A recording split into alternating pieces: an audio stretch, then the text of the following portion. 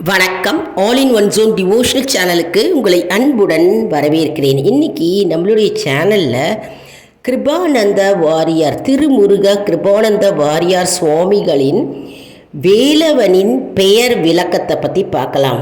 அதாவது முருகப்பெருமானின் பெயருடைய விளக்கம், அதனுடைய அர்த்தம், அதை பற்றி நம்ம முழு விவரமாக பார்க்கலாம். அதற்கு முன்னால் நம்மளுடைய சேனலை தான் ஃபர்ஸ்ட் டைம் பார்க்குறவங்களா இருந்தாலும் சரி, சப்ஸ்கிரைப் பண்ணாமல் பார்க்குறவங்களா இருந்தாலும் சரி, நம்ம சேனலை சப்ஸ்கிரைப் பண்ணிக்கோங்க.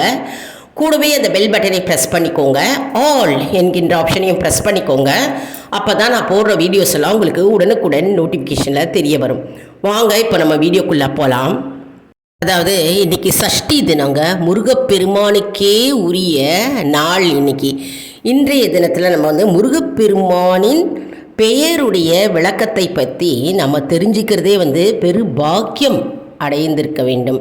அதாவது நம்ம பெரும் பாக்கியம் அடைந்திருந்தால்தான் நம்ம இன்றைக்கி சஷ்டி தினத்தில் நமக்கு இதை பற்றி முருகப்பெருமானுடைய பெயரும் விளக்கத்தை பற்றி நம்ம தெரிஞ்சிக்க முடிகிறது.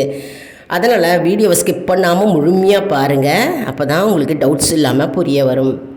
முதல்ல ஆறுமுகன் அப்படின்னா ஈசானம், தத்புருஷன், வாமதேவம், அகோரம், சத்யோஜாதம் என்ற 5 அதோ முகமும் சேர்ந்து 6 முகமானது. அதாவது முருகப்பெருமானுடைய ஆறுமுகன் அப்படின்ற பெயருக்கு பின்னால் இவ்வளவு அர்த்தம் இருக்கிறது அப்படின்னு திருமுருக கிருபானந்த வாரியார் சுவாமிகள் வேலவனின் பெயர் விளக்கத்தை கூறுகிறார். அடுத்தது பார்த்தோம்னா குகன்ற பெயரும் முருகப்பெருமானுக்கு இருக்கு இல்லையா. குகன்ற பெயர் குறிஞ்சி நிலம் தெய்வம். குகன்னாலே குறிஞ்சி நிலத்துடைய தெய்வம். மற்றும் மலை குகையில் கோயில் கொண்டதால் குகன் அப்படின்னு பெயர் வந்திருக்கிறதாம்.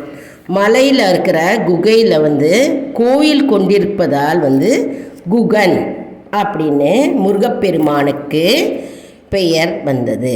அடுத்தது குமரன்ற பெயரும் முருகப்பெருமானுக்கு இருக்கிறது இல்லையா.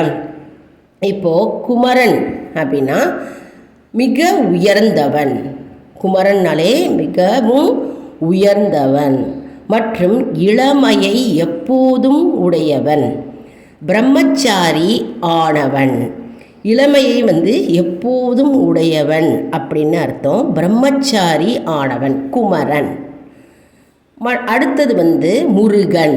இப்போது முருகனுடைய விளக்கத்தை நம்ம பார்க்கலாம். முருகு அப்படின்னா அழகு என்று பொருள். எனவே முருகன் ஒப்புமையற்ற பேரழகன். முருகப்பெருமானுக்கு ஈடு இணையே கிடையாது. அப்படிப்பட்ட ஒப்புமையற்ற பேரழகான முருகப்பெருமான் நம் முருகப்பெருமான் முருகக் கடவுள் ஆவார். அடுத்தது பார்த்தோன்னா குருபரன். கு அப்படின்னா அஞ்ஞான இருள். ரு அப்படின்னா நீக்குபவர். ரூனா நீக்குபவர்.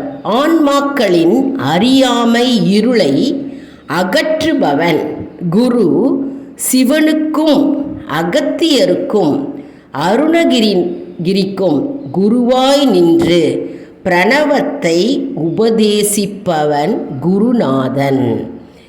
அதாவது குருனா அஞ்ஞான இருள்.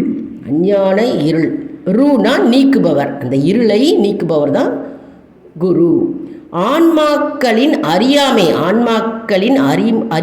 என்னும் இருளை நீக்குபவர். மற்றும் குரு சிவபெருமானுக்கும் அகத்தியருக்கும் அருணகிரிநாதருக்கும் குருவாய் நின்று பிரணவ மந்திரத்தை உபதேசிப்பவர் தான் குரு.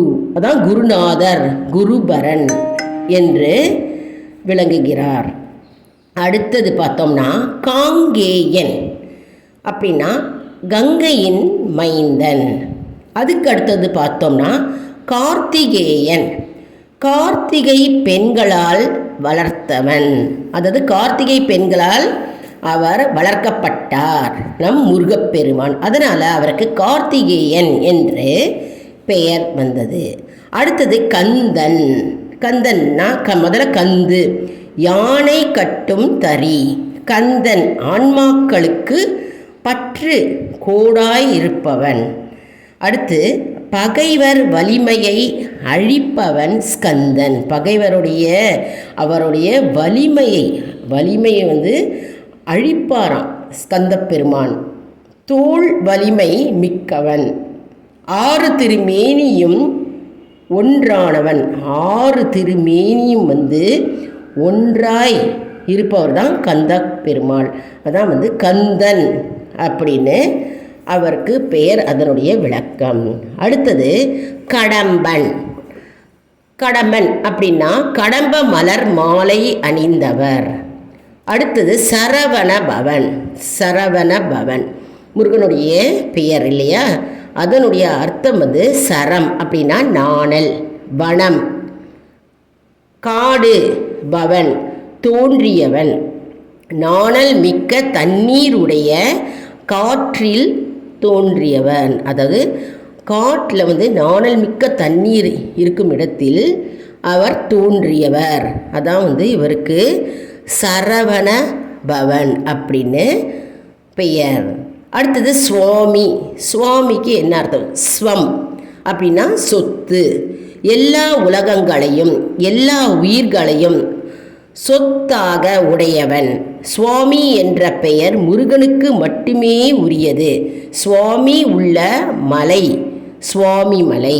சுவாமினா எல்லா உயிர்களுக்கும் உலகம் அனைத்தும் சொத்தாக அவர் உடையவர். அதனால் முருகப்பெருமானுக்கு சுவாமி அப்படின்னு பெயர் வந்தது. சுரேஷன் அப்படின்னு இன்னொரு பெயர் இருக்குது. தேவரின் தலைவன் சுரேஷன். அடுத்தது செவ்வேள். செந்நிறமுடையவன், ஞானச்செம்மை உடையவன் அப்படின்னு அர்த்தம்.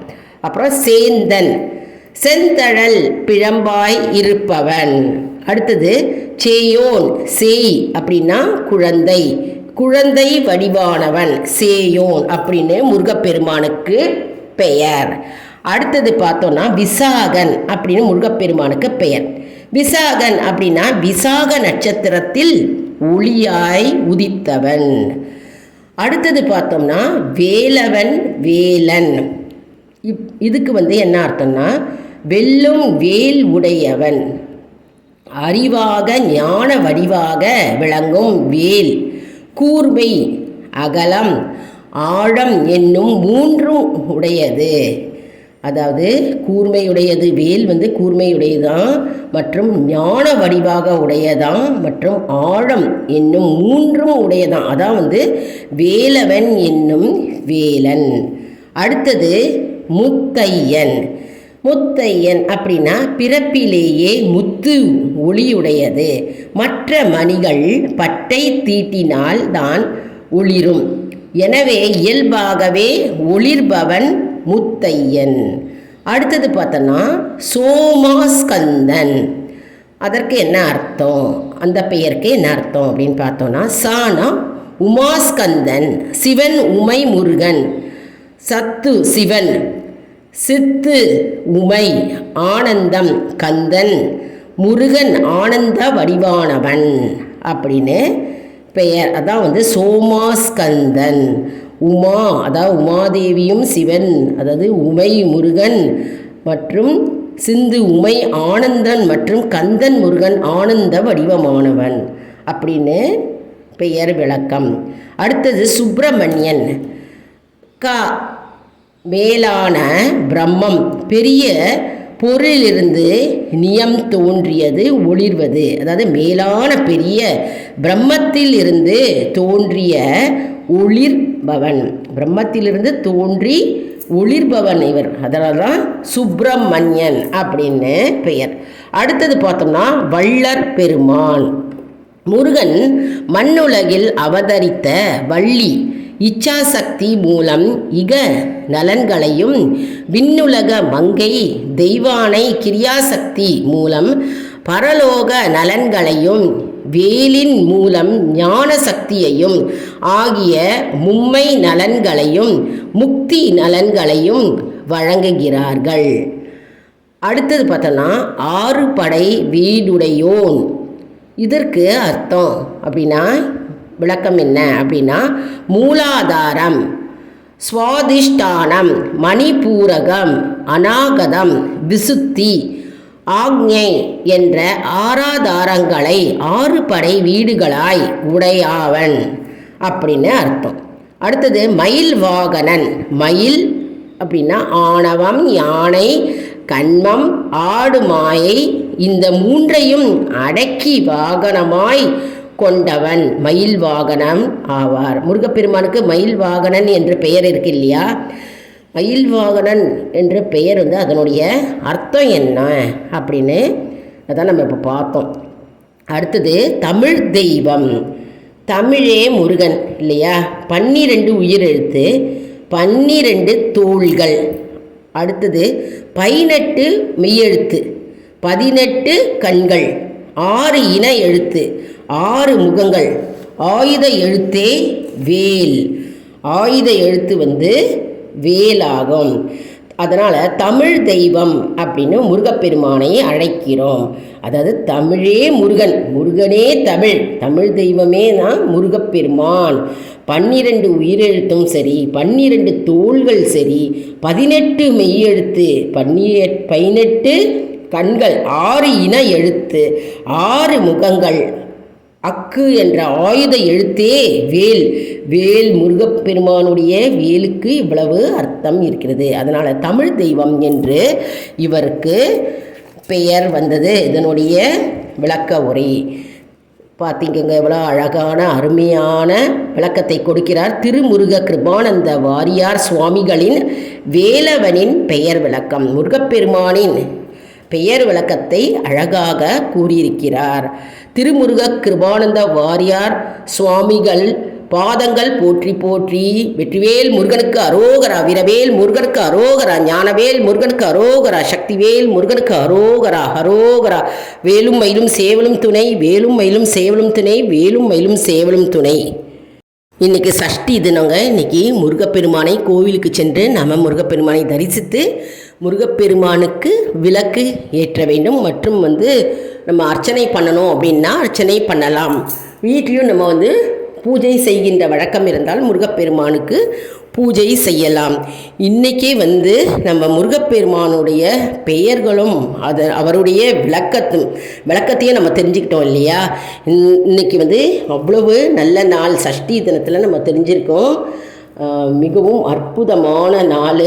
எல்லா வளங்களும் எல்லா நலன்களும் உங்களுக்கு வர வேண்டும் என்று நான் முருகப்பெருமானை பிரார்த்திக்கிறேன். இந்த வீடியோ உங்களுக்கு மிகவும் பயனுள்ளதாக இருக்கும் என்று நான் நம்புகிறேன். இந்த வீடியோவுக்கு ஒரு லைக் கொடுங்க. இதை மற்றவர்களுக்கும் ஷேர் செய்யுங்கள், அவர்களும் பயனடையட்டும். மேலும் ஆல் இன் ஒன் ஜோன் அன்பர்களுக்கு ஒரு அன்பான வேண்டுகோள். நம்முடைய கம்யூனிட்டி போஸ்ட்டில் கேள்வி பதில் நேரம் வருங்க. அந்த கேள்விகளுக்கு பதில் தாங்க. இதன் மூலம் நம்முடைய ஆன்மீக பயணம் எப்படி இருக்கிறது என்பதை நாம் தெரிந்து கொள்ளலாம். இது சப்ஸ்கிரைப் செய்தவர்களுக்கு மட்டுமே தெரிய வரும். அதனால் நம்முடைய சேனலை மறக்காமல் சப்ஸ்கிரைப் செய்து கொள்ளுங்கள். அடுத்த வீடியோவில் வேறொரு தலைப்புடன் உங்களை சந்திக்கிறேன். நன்றி, வணக்கம்.